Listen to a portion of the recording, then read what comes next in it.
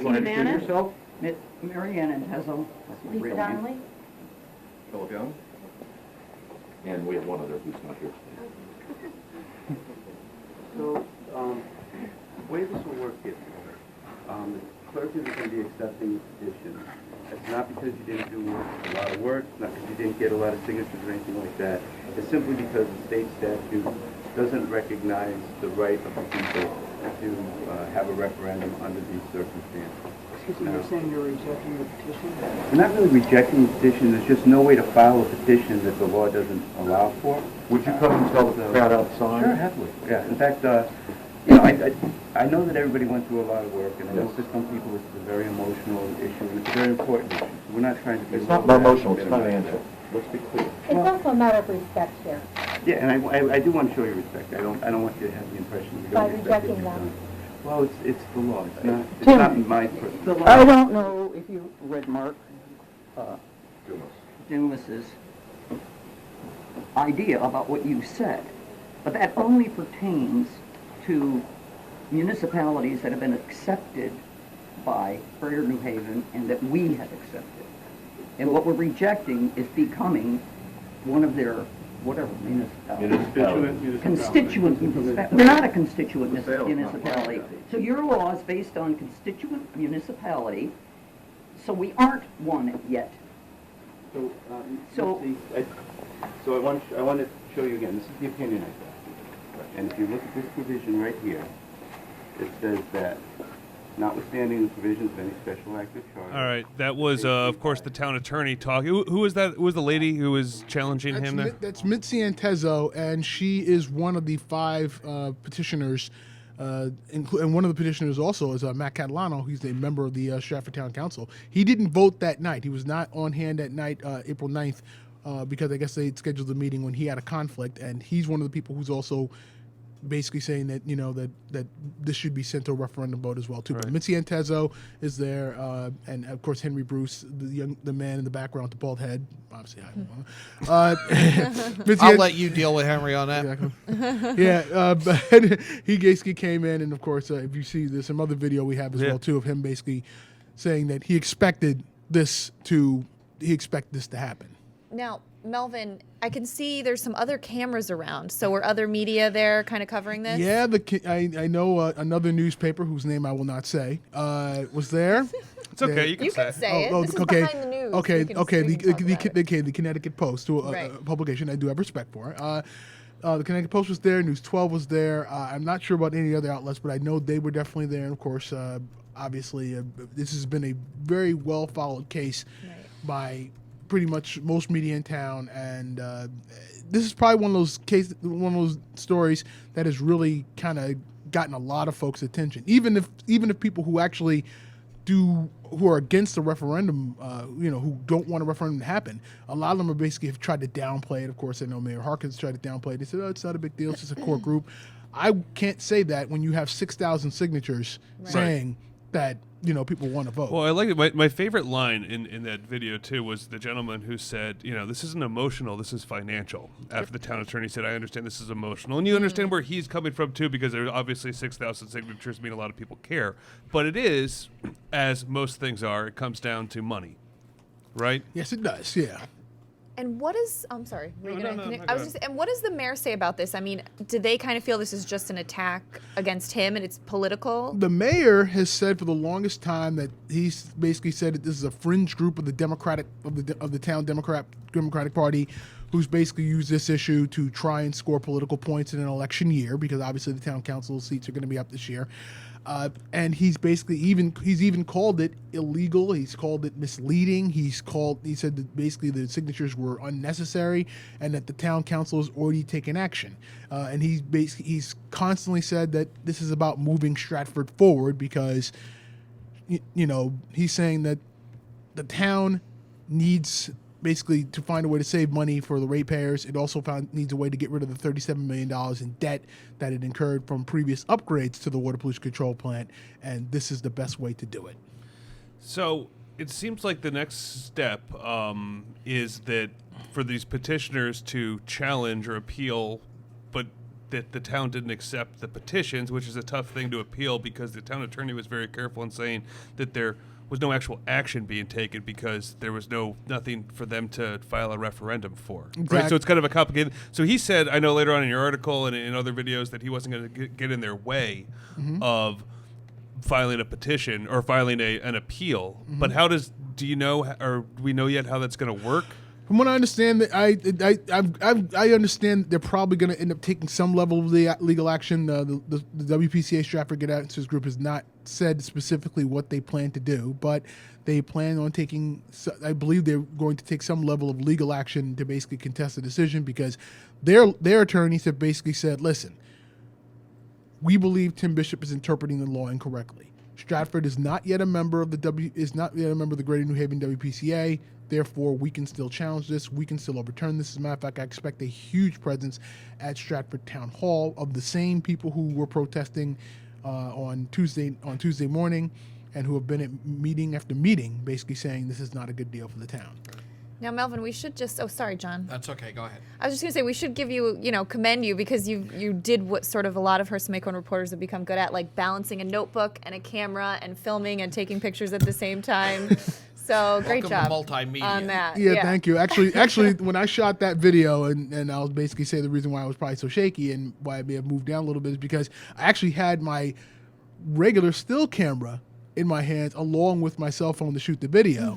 So it was a delicate balancing act, and I obviously wanted to make sure we shot the video, but at the same time I wanted to catch still pictures, so obviously you can get stuff like this for the Stratford Star newspaper. The image of Mr. Bishop right there. It's a very tricky thing to do, and you always have to try and make sure you stay on course with You need both a third of them. arm. Yeah. Exactly. That would be Exactly. great. Can you guys pay for that? Like, We've grow me a third been arm talking or- about getting some sort of Inspector Gadget type exactly. operation Can't going. hurt. We're I mean, looking for a grant. Yeah, we have the selfie stick. Why can't we have like the third Do reporter's the arm? GoPro on your head. That you would be know? actually a Like very interesting reporter idea. cam. Probably the most boring GoPro video ever, unless of course the the Stratford You're petitioner one of group- 6,000 people in Stratford. Yeah, basically, or unless somebody decides to pull a WWE and go off the top rope and try and tackle Mayor Harkins or Lou DeCilio. Getting back to the video, though, and this decision to reject the signatures, I almost think that does more to further their cause than accepting it and taking it to referendum would have. Because I know there are people who signed the petition who might have been, I favor the sale, but I'm okay with the public having a voice on it. And now you're trying to go a legal way to silence the public rather than let them have their say at the polls, which has been a sticking point in Stratford for some time. Oh yeah, well obviously you having had experience in Oh, Stratford yeah. yourself, I'm sure you're quite familiar with that, and I do definitely think that a lot of people it's gonna get a lot more attention even across the state, basically saying, hey, 6,000 people in a town of 51,000 residents signed a petition to have a vote, and obviously we know a lot of people don't show up to the polls a lot, so that's a significant number, even though of course the other side will basically tell you, well, they were quote unquote coerced, or they were really prodded into trying to sign the petition, which I'm like, whatever, because you have 6,000 signatures. Right. It definitely gets attention, and I think it does give more attention to the cause. And I think that's almost what they wanted, because they made sure to let the media know that they were going to be there submitting the petitions. They made it a media event and then said immediately afterward, this is not unexpected. Right. It is one of those interesting things, too, because you have all this, great to see all these people, thousands of people step up and want to get involved in their local democracy. And you also do feel for Attorney Bishop as well, if he's right about saying, listen, there's no way that this can actually, we can apply this anywhere because it doesn't follow the actual rules. And I know later on he says state law trumps the municipal law. So, and he's not quite sure how that's going to happen. So this sounds just like it's going to be a story that you're going to get to cover for the next year or two. Yeah, it's gonna. I think it's going to go on, and then of course there's also the whole matter of the fact that some public works employees who have basically filed a complaint with the Board of Labor Relations, the State Board of Labor Relations, challenging the sale themselves, basically saying the town basically bargained in bad faith, and basically that what the town would end up ended up basically having them lose their jobs because they'd be bumped out, and I guess they had a rule in the previous collective bargaining agreement basically saying that people can't get bumped out. So this is going to be a story that's going to last for a while, and I know that obviously the town was looking to get this done before June 30th, and then of course this gets held up. There's a whole lot of budget ramifications along those lines too, and I found it also interesting too that Tim Bishop said he actually would keep the signatures. He would keep the petition until they decided what they wanted to do with it. I thought he was very I can't think of the right word for it. Diplomatic? But diplomatic is He's a good at word that. for it. I know Tim. That's a from nice my bow tie, time too. at Stratford. The suspenders Always are wears my the bow favorite. tie and suspenders. Always rocks that look. I wish I had the guts to do Actually, that. did you see on St. Patrick's Day when he wore the Yes. the full green suit? It was awesome. it was awesome. But he's very diplomatic. And his job is to represent the administration's interest in this, which is what he did. Right. And we'll see where that, because interestingly, it's a Republican administration. Tim at least was a Democrat when he was appointed From what I town understand, attorney, he still I is. believe he still is. So, But the town attorney doesn't just represent the Republican administration. He needs to make sure the town also Right. follows the law. correct. And does everything in the proper way and help keep the town out of litigation or represent the town if it's in litigation. correct. But if I'm the administration, be they Republican, Democrat, Libertarian, whatever, and I say to my town attorney, this is what I want the outcome to be, your job is to find a legal way to Right. make that the outcome. Right. It's what you've Yeah. been, just like as a private party would have an attorney. Yeah. It's a story that's not going anywhere, as you just said. No. It's gonna be a great to follow. Yeah. And it's weird to actually hear you say that too. And actually, I know that as a fact too. But I know that I've heard some people who are basically against the referendum who basically said, no, this is it's cut and dry. It's easy. We're done. It's it's all over. They just need to accept the fact that it's over. And I'm like, you haven't heard of this thing called courts? Really? Well, we'll end it on that note. Melvin, thanks for taking the time to come in with us today Thank you very and doing such a good job and comprehensive coverage of this story. Great We do work. try. with that. You Thank you can very much. follow more at thestratfordstar.com or find it on newsstands across the lovely town. Stratford, more to offer from shore. Offering more from forest to forest to shore. shore. Don't butcher my towns. Kate's from Stratford. John is former editor of the Stratford Star. Yes. Melvin's a current editor of the Stratford Star. I went to Stratford once. I For just the beer. For the beer. Actually, I've been to Stratford a lot of times for the dear, beer. I'm sure two roads will welcome you back, and Yeah, the windmill is one of my favorite spots too in the state to go to. Anyway, we're already running way behind today, so you're listening to Behind the News on HANradio.com, streaming on live on the Hersam Acorn Network. We'll be back after this. Healthy, confident smiles begin at Stratford Orthodontics. Conveniently located on Main Street, we are Stratford's hometown orthodontist. We offer the latest in orthodontic technology, including Damon braces and Invisalign. We always accept new patients. Call today to schedule a complimentary consultation. 203-375-8332. Stratford Orthodontics, 2499 Main Street, Stratford. 203-375-8332. And online at stratfordsmile.com. Spring is finally in the air, and our favorite season is upon us. The Dock Shop is all geared up with a great selection of fishing tackle, custom fishing rods, and all the latest accessories to replenish your tackle box. The Dock Shop has also just brought out the newest spring fashion apparel from Montauk Tackle, Altered Latitudes, Kaylee Smith, and Margaritaville Apparel.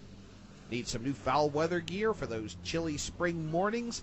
The Dock Shop is loaded up with Grundens and Stormer in a variety of styles and sizes.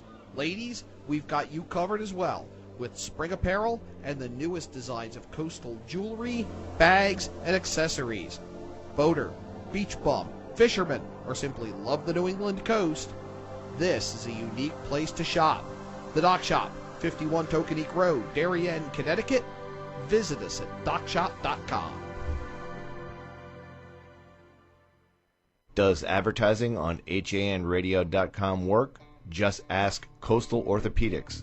They ran spots with us, and within 24 hours they had 21 walk-ins and 8 calls to their new immediate care center.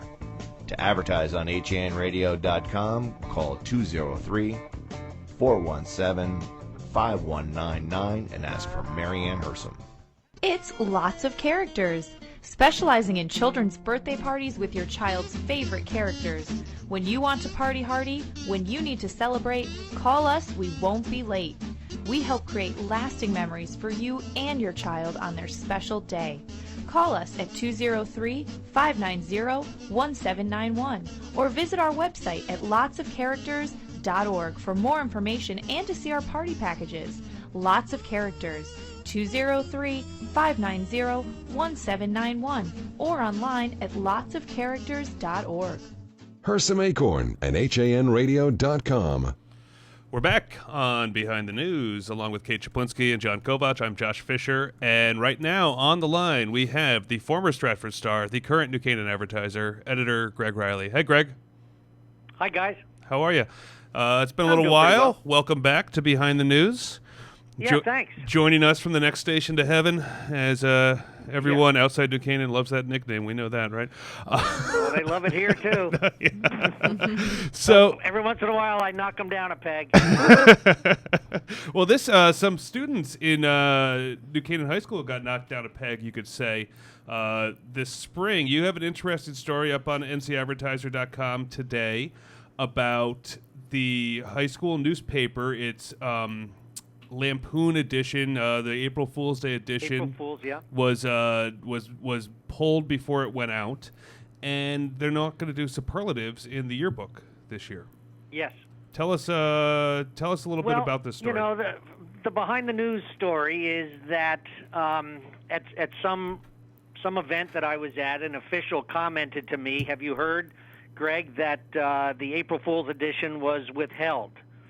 No, I hadn't, so I put it in the back of my mind. And then about a week or 10 days later, I got a phone call and an email from a couple of parents whose children I had coached over the years, so they knew me personally, and they reached out to me and they said, "Greg, you know, my kids, they won a superlative, and now the superlatives are being withheld, and my kids are upset, and this is terrible." And so those two things, combined with the fact that I had also heard in recent years that the environment at the high school wasn't as fun or pleasant as it used to be. So it made me think that maybe there's some combination of those facts or factors might lead to a story. Mm-hmm. So anyway, I called the teachers who direct the Courant newspaper and the Paranis yearbook, and they gave me their stories, which, you know, are legitimate. Yes, they know the kids were upset about the fact that that they withheld some of their publications, but they feel comfortable and justified in what they did. Okay. What I think is interesting, Greg, I mean, for people that aren't familiar with superlatives, you know, it includes things like best dress, best sense of humor, and according to your story, almost 100 others. And, you know, some of them are sarcastic or joking.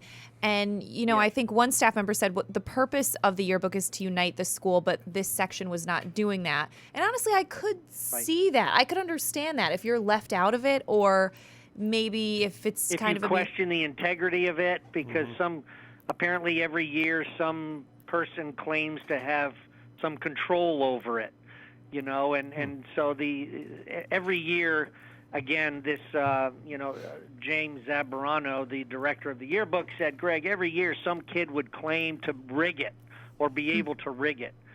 So that caused problems Is that like and the same drama. kid? He just won't graduate? He just keeps rigging it every year? He'd have to get good at it at some point. Best at rigging the yearbook most likely to never leave. So anyway, that was part of the drama every year, and people winning, and the same people winning, and you know, it was really a popularity contest, perhaps more than in high school. a qualitative, yeah. So anyway, it was divisive and contentious every year, according to the teacher James Zambrano. So he didn't like it. He was told by many people, including the publisher of the yearbook, and I don't really know why their opinion matters, but they would say, "Geez, this is like a junior high thing. This is a middle school thing. Why do you even have this in the high school yearbook?" So they had wanted to get rid of it. They had asked parents to sign off on it, which got the number down because I guess they didn't get all approved. So anyway, this year, the teacher looked into the voting himself and found that only 1/3 of the students voted, and of that, and then only 20 or 30 kids were being elected as winners out of 300 kids. He said It's not representative, it's divisive, and I don't want to do it anymore. So he took responsibility. What did they get? He's a teacher. Okay, what did they get parental approval on, Greg? Was it I the guess, results or on the what Yes. superlatives would be voted on? No, I'm on the results. I think if your child was, worst driver, or best driver, sarcastic, they would actually inform the parents in advance of publication and say your child is going to be published with this, and is that okay? So I think that's what they did. Awkward spot. I know one local yearbook votes. Yeah, I have somebody was voted party animal, and I can't imagine the parents approving of that before it was published. Well, this stuff is all kind of gone. And so if they didn't approve of it, then that was taken off the list, and that's how the teacher got the list dwindled, from 120 down to 80. Right. Which was part of his method to get the list down and get rid of it eventually, he told me. So anyway, this year it's gone. So do they think that if they had had more kids participate, they would have kept this, or is this just a good reason to stop doing superlatives? I don't know if they would have kept it if the voting was almost a better sample. Yeah. I always just kind of wonder, Greg, about how this, we're always worried, which I understand. You got to worry about how kids feel and everything like that. But these are kids who are about to go off into the real world, and the real world is not as fair as New Canaan High School tries to be. Like that creepy mural they have there in the cafeteria at New Canaan High School is not real life. In the cafeteria, that thing creeps me out. Have you seen it? I think the people who were more... I don't know. It's weird. Go ahead, Greg. The people who were more upset this year were not the ones that might have been mocked, but the ones who won something and didn't get acknowledged for it. Yeah. Right. See, those are the parents that I heard from. Right. They're like, gee, my daughter wasn't the most popular, and she finally got best smile. Yeah. And now it's not. Now she's not getting acknowledged, and so those are the parents that I heard from. I remember when I was in high school, I thought the superlatives were fun. We didn't have superlatives in my high school. We had them. And I think that was a good thing. But also, I came from a huge high school. But they actually, I went to a small high school in New Canaan, the private high school in New Canaan, and the class before us didn't have superlatives because parents had complained about them. But my class really wanted them, and so they let us do it, but they kind of made them softer. It wasn't, like there was no party animal. Did you win one? Thing. Good I idea. did. I won. What'd you get? I got funniest and then something else. I got a middle school one. Oh yeah, what I was named, that proves the invalidity. Yeah, good one, Riley. That was good. I was named class social butterfly. John, did you ever get one? You know what? I honestly don't remember. I don't think I did, but I honestly do not remember. Well, or you blocked it out I because it was so remember getting painful. one or the other. What'd you get? What'd you get, Greg? I got quite a few in 8th grade. Oh yeah, Mr. Popular. It was a middle school thing. I don't think we had it at Darien High School. I don't think so. Wow. Well. So anyway, again, part of this story is the coincidence in timing with the newspaper issue, where again a child was going to be mocked in a way, and the policy of the school is if you're going to name a name and make fun of somebody in a school publication, you got to get sign off. You got to get either the kid or the parent to approve of it. And they didn't do that this year. It fell through the cracks. They were busy putting out the regular edition, and this was about to be released. It was off press. It was about to be distributed, and they said, we can't do this. We didn't get sign off on this. So they withheld the whole edition in an effort to protect a child who they said would have been open to repercussions. And that's why they withheld the April Fool's edition of the Quran. They are a slippery slope, the April. You can get yourself on thin ice with the April Fool's stuff. Yes, yeah, and they know that, and so as a journalist and someone who did the high school newspaper and whose kids went through New Canaan High School working with these professors and teachers on the newspaper, I don't honestly fault them for withholding what they withheld. I don't. And right. Yeah. It's a thin line, a slippery slope between doing something that letting the kids be fun and creative, but then also letting them making sure they don't go too far and bully another child.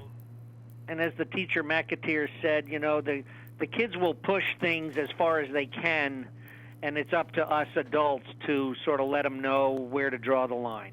Right. And that seems to be educationally sound in my view.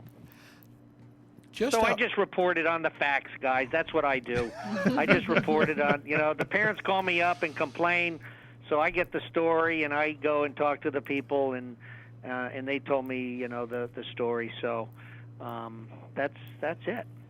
Greg Riley, Dragnet. Well, thanks. Ace of Spies. Yeah.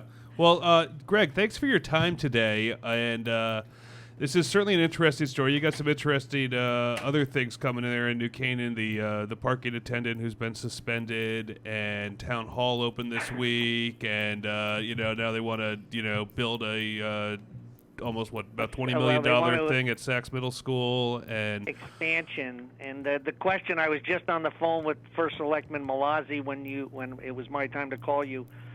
And I said, Rob, can this town manage to do the parking lot it's been talking about for 20 years and the school project?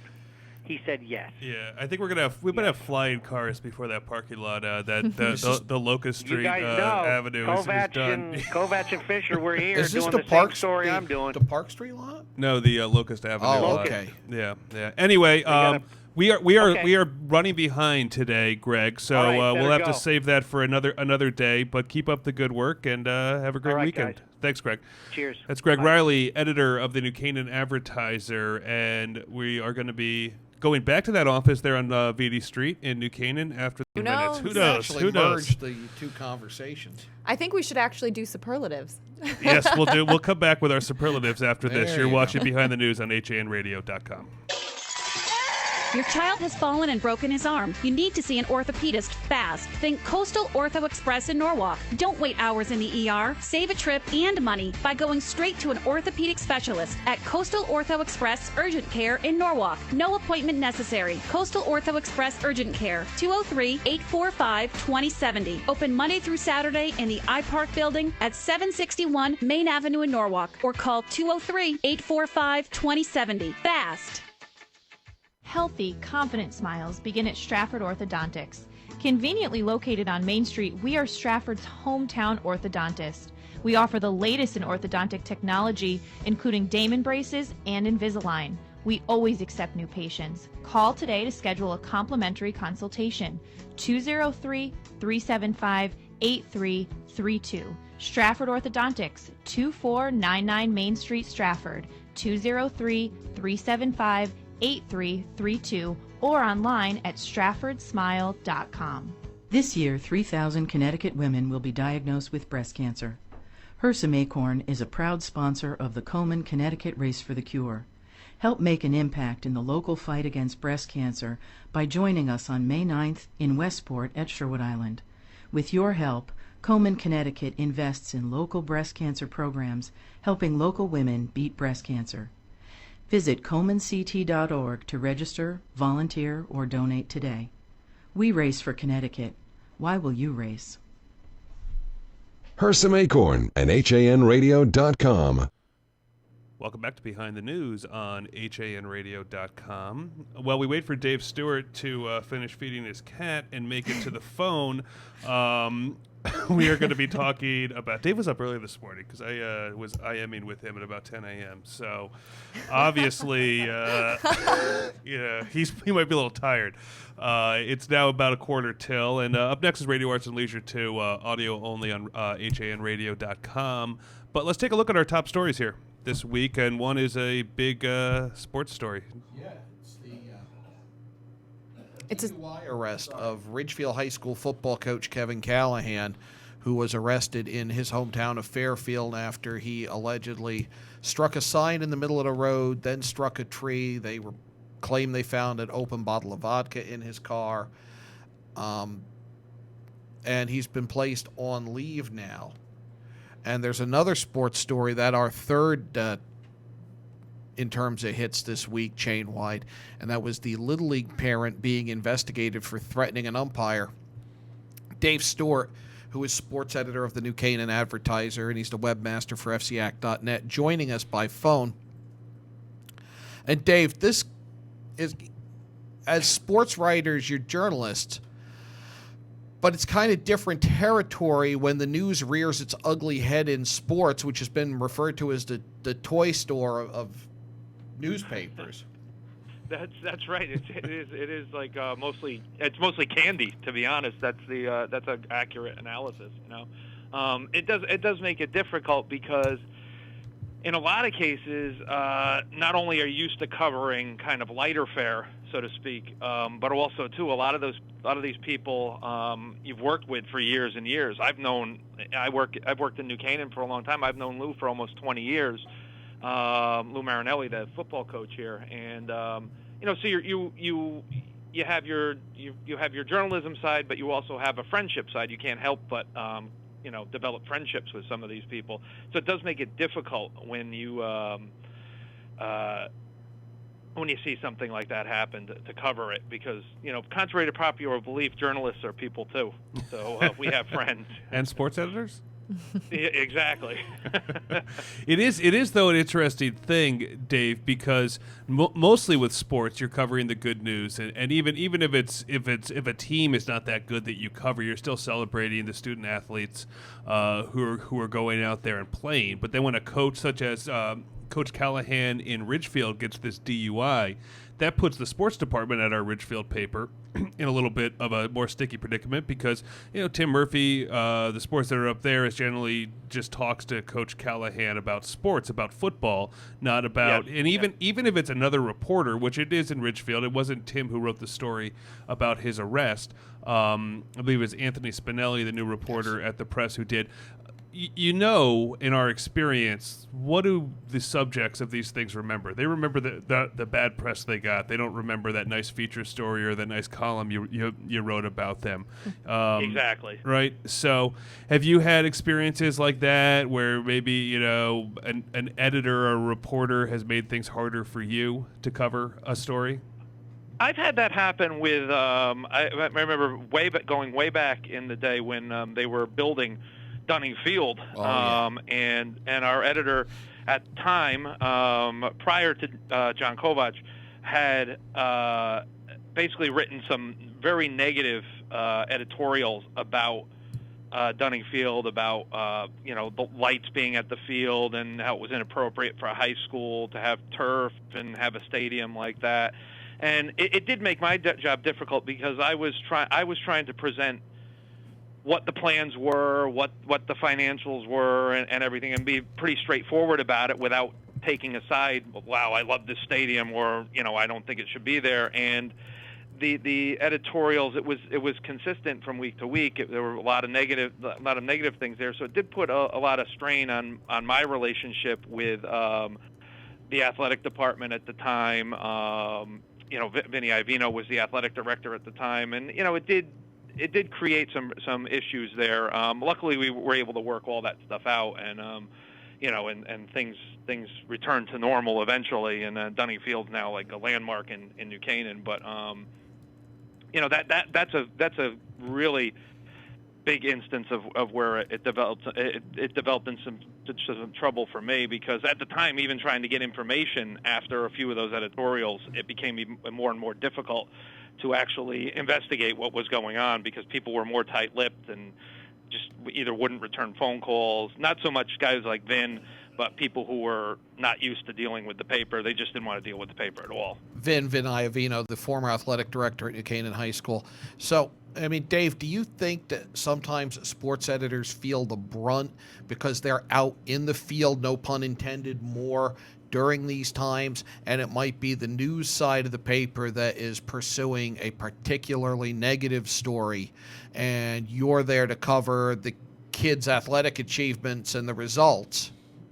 And you might face a little tougher time getting your job done because the newspaper, media outlet, multimedia outlet, if you're HAN, is trying to do its journalistic duty and cover a difficult story?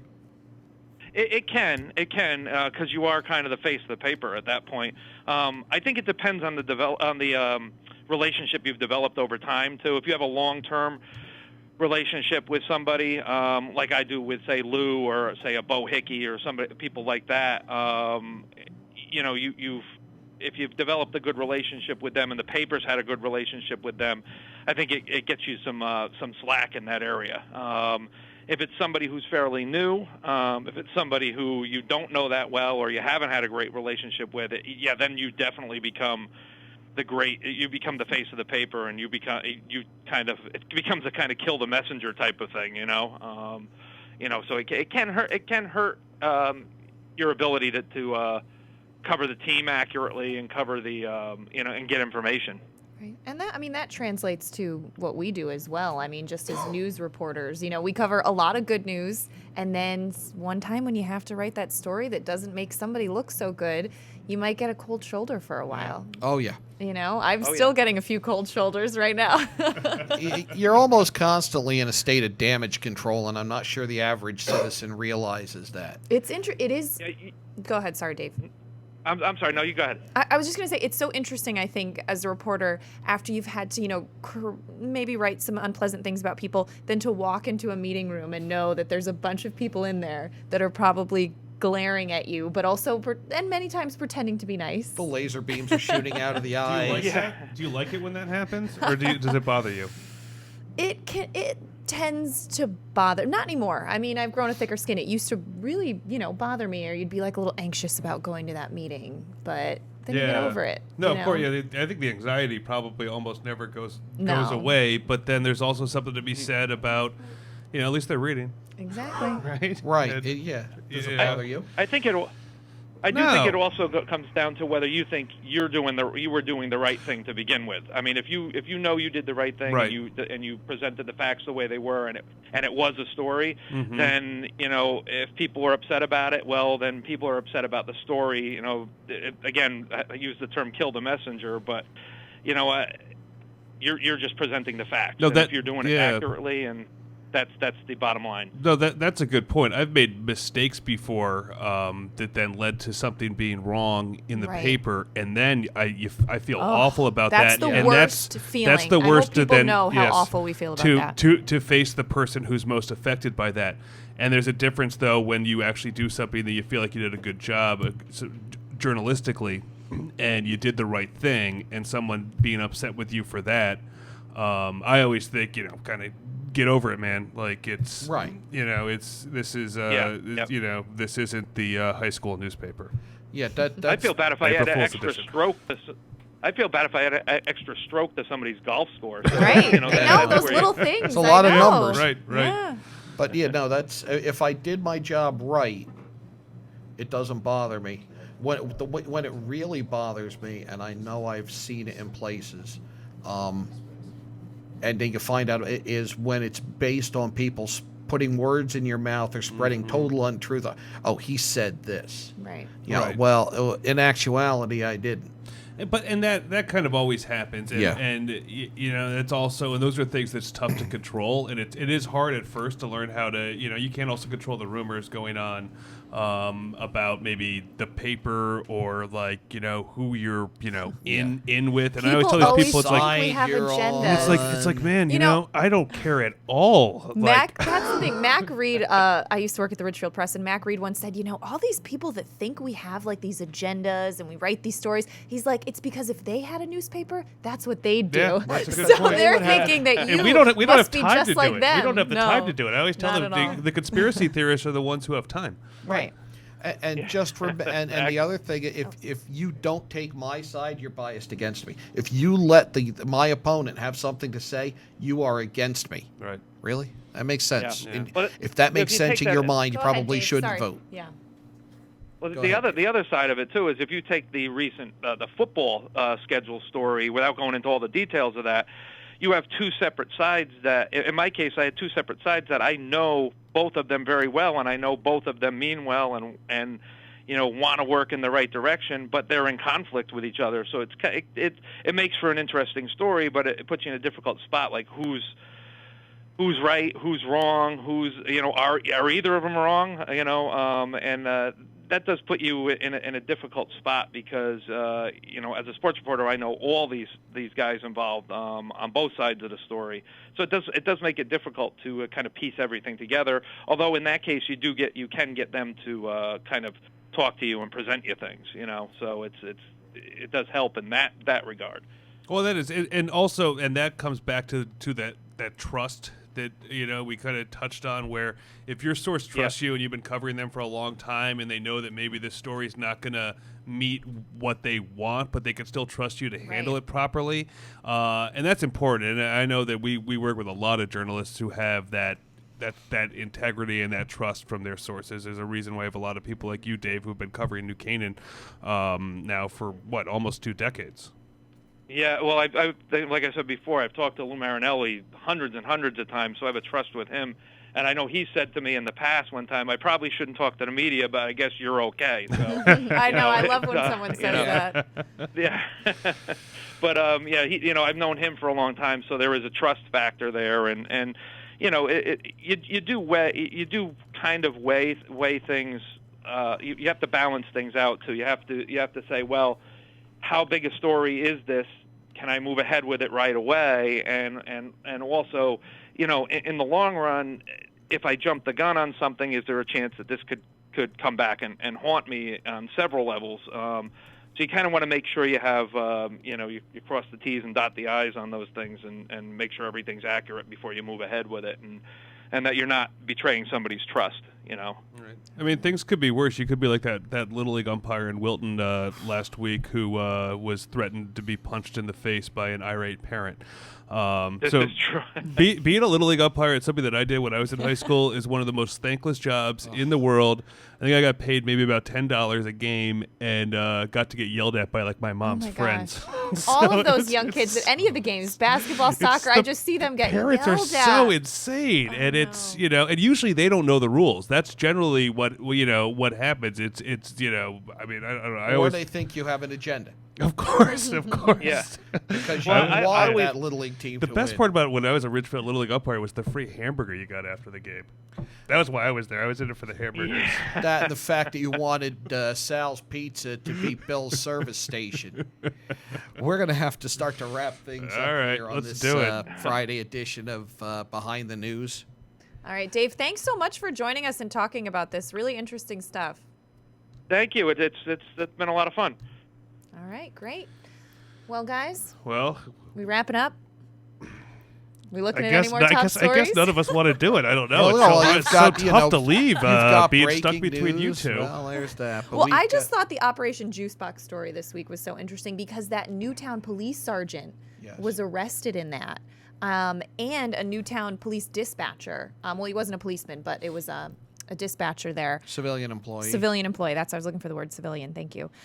That I thought was really interesting. And it seems now more like federal officials are targeting steroids as well. Because, I mean, I just remember a very prominent steroid arrest like a few months ago. So interesting. Interesting story there. And then, of course, just quickly going through, we got the bears in Shelton. In New Canaan, a dad pushed his 8-year-old son to the floor and was charged for that. But some good news in New Canaan, the Roger Sherman Inn, the owners have decided not to sell it, or they couldn't find a buyer to make the money they wanted. That's been a big story in New Canaan. It's one of those historic Connecticut inns that we're having fewer and fewer of all the time now. So some good news. And restaurants always, anything that happens to a restaurant becomes news. The closing of Uno Pizzeria in Milford, where we did a remote not a year ago. I mean, you guys, you were there for a remote. You saw it's a weird location. I mean, you can't even notice where it is. I drive by it all the time and completely forget that there was an Uno in Milford. So I can see why it didn't do so well. I would take a different route to get there to avoid having to cross over to, 3 lanes of traffic that you have to navigate to get there. Well, let's go find some deep dish pizza so That we can listen to sounds A&L. That sounds really good. good. We got Radio A&L next, and then softball from Trumbull High School, St. Joe's versus Trumbull crosstown rivalry. Debut a softball on the HAN network, live video and audio today. Should be exciting. Have a great weekend, everyone.